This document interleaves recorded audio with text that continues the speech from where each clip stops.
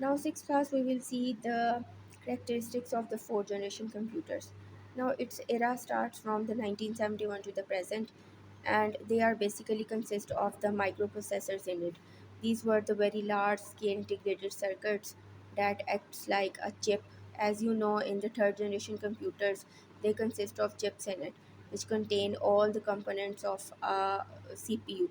Now these microprocessor acts as like a chip, and they contain all the components of a CPU, right?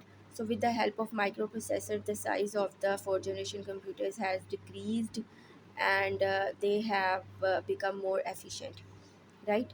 And their storage capacity was very high, was very greater than the third generation computers.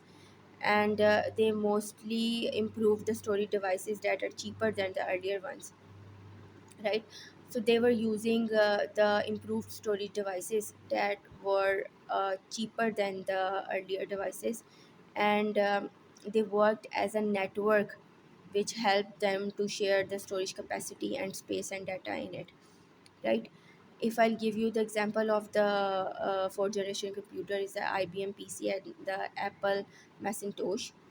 Now, the only drawback it contains that these computers do not have the artificial intelligence in it.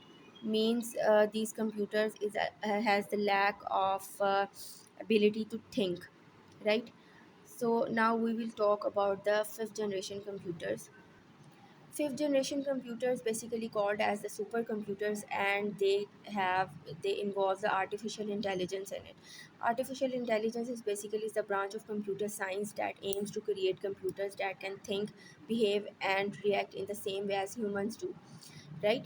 So basically these computers have artificial intelligence in it that we are nowadays using in most of the computers, right? Artificial intelligence is very much popular nowadays, and the computers of fifth generation has the ability to use the artificial intelligence in it.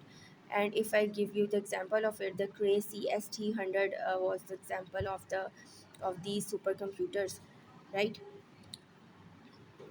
Now this table 1.1 will show you the five generation computers, and they will show the period, the main component, the characteristics, and the examples of all the computers, the first, second, third, fourth, and fifth generation, as you see in this table number 1.1.